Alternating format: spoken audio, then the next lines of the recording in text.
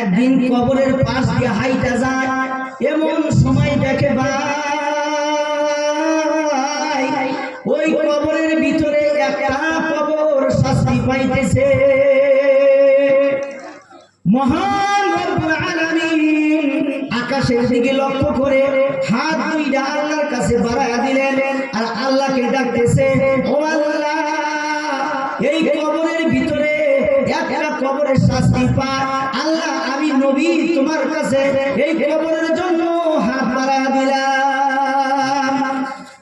ও আল্লাহ, এই কবরের আযাব তুমি বন্ধ করে দাও, এই কবরের আযাব তুমি থামায়া দাও। ওই কবরের আযাব বন্ধ হয় না, ওই কবরের আযাব বন্ধ হয় না। নবী টেনশনে পড়ে গেল।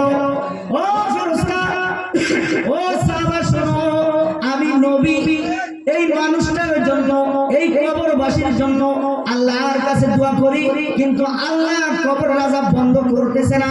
অথচ আল্লাহর দরবারে আমি নবী হয়ে যদি কোনো কিছু চাইতাম, লগে লগ তাড়াতাড়ি অতি শীঘ্রই দোয়া কবুল করে নিতে।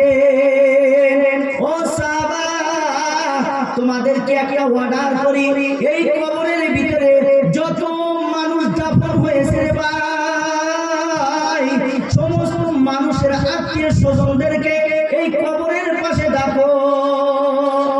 সমস্ত মানুষকে ওই কবরের মধ্যে ডাকা হলো ভাই, কিন্তু যে কবরের মধ্যে শাস্তি হইতেছে ওই কবরের মানুষ দেখা যায় না, ওই কবরের আত্মীয় স্বজনকে দেখা যায় না। সমস্ত কবরের আত্মীয় স্বজন, সমস্ত কবরবাসীর আত্মীয় স্বজন যার যার কবরের পাশে দাঁড়ায় গিয়েছে, যে কবরের ভিতরে শাস্তি হইতেছে ভাই, ওই কবরের কোনো আত্মীয় স্বজন পাওয়া যায় না। হঠাৎ করে একজন বুড়িমা নাটি ভর দিয়ে আল্লাহর নবীর দরবারে হাজির হয়ে গেল। ও নবী, যে কবরের পাশে আপনি দাঁড়ায় আছেন, এই কবরটাই আমার সন্তানের। ও বুড়িমা, এই কবরের মধ্যে ভয়ঙ্কর শাস্তি হইতেছে। ও বুড়িমা, আপনি এই ছেলেকে মাফ করে দেন। ওই বুড়িমা বললেন, ও নবী গো, কবরে আযাব হইতেছে তো আমি মা সন্তুষ্ট হয়ে গেলাম, আমি বড় সন্তুষ্ট হয়ে গেলাম। ও নবী, আপনি যখন বললেন এই কবরে আযাব হইতেছে, আমি বড় শান্তি পেয়ে গেলাম, আমি খুশি হয়ে গেলাম। আল্লাহর নবী ডাক দিয়ে বলতেছে, ও বুড়িমা, আপনার সন্তান কবরের ভিতরে শাস্তি পায়, এই কথা শোনার পরে আপনি মা হয়ে কেমন ভাবে শান্তি পান?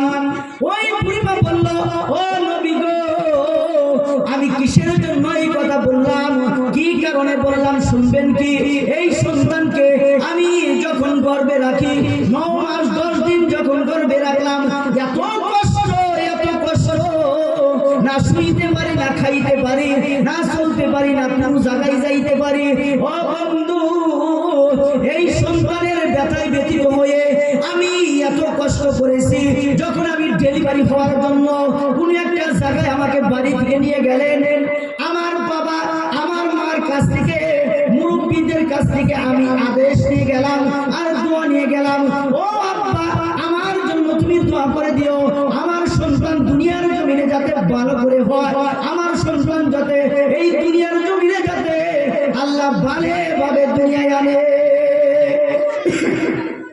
এই কথা নিয়ে যখন উনি ডেলিভারি হওয়ার জন্য একটা হসপিটালে চলে যায়, একটা হসপিটালে যাওয়ার সাথে সাথে আল্লাহর রাসূল সাল্লাল্লাহু আলাইহি ওয়াসাল্লাম জানায় দেন, একজন মা ডেলিভারি হওয়ার সময় যে কষ্ট পায়, 3 জন পুরুষের মধ্যে যদি বিলীন করে দেওয়া হয়, ওই 3 জন পুরুষ ওই মায়ের কষ্ট পেয়ে বেহুশ হয়ে যাইত। কিন্তু ওই মা ওই ডেলিভারির কষ্টটাও সহ্য করার পর যখন ওই বাচ্চাটা ডেলিভারি হয়ে গেল, হওয়ার সাথে সাথে নার্স বা ডাক্তার ওই মায়ের সম্মুখে হাজির করে দেয়, ও আম্মা, আপনার সন্তান হয়েছে, ছেলে বা মেয়ে হয়েছে। ওই সন্তানের মুখ 1 সেকেন্ডের মধ্যে দেখে 9 মাসের কষ্ট, এই ডেলিভারির কষ্ট 1 সেকেন্ডের ভিতরে গো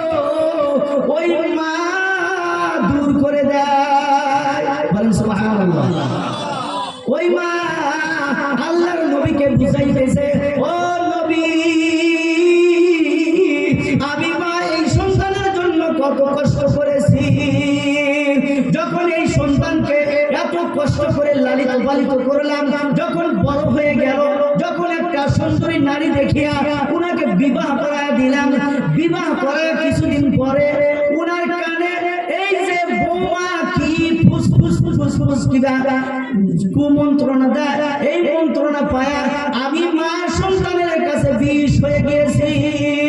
ও নবী গো, এই সন্তান শুধু শুধু শুধু শুধু আমাকে গালাগালি পারে নাই, ওই বইয়ের কথা শুইনা শুইনা শুইনা শুইনা আমি মাকে এই বাড়ি থেকে বাহির করে দিয়েছে।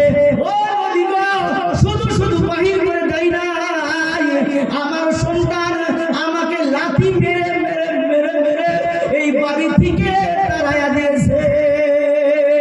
ও নবী, সেই দিনটা আমি মার কত কষ্ট পেয়েছিলাম, আল্লাহর দরবারে দুই কান হাত বাড়াইয়া বলেছিলাম, ও আল্লাহ, আমি মা এই সন্তানের জন্য বদদুয়া দিয়ে যাই। আল্লাহর নবী সমস্ত ঘটনা শুনলেন, সমস্ত ঘটনা শোনার সাথে সাথে আল্লাহর কাছে ওহীর মাধ্যমে বললেন, ও রব্বুল আলামিন, আপনি শোনেন শোনেন, আমাকে যেভাবে এই কবর